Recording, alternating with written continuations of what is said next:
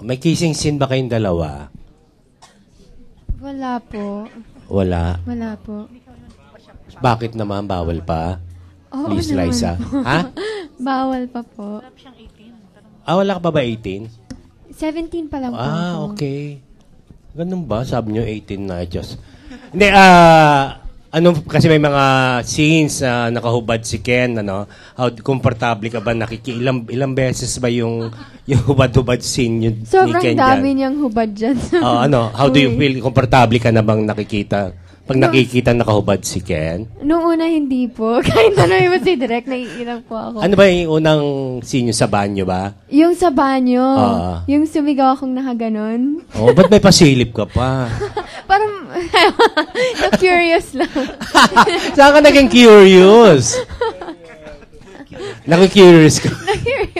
After na forever mo, na talagang develop na yung love team ninyo. Nagkaroon ka pa rin ng consciousness? Na-conscious ka ba ba? Oo naman po, pag nakahubad na, nako-conscious po ako. Maganda naman ang katawan. Minsan. Ay, ba't may isa lang? Grabe, kawawa na. Minsan po busog siya. Minubuko mo naman si Ken. Okay lang. Ganun ba? Oh.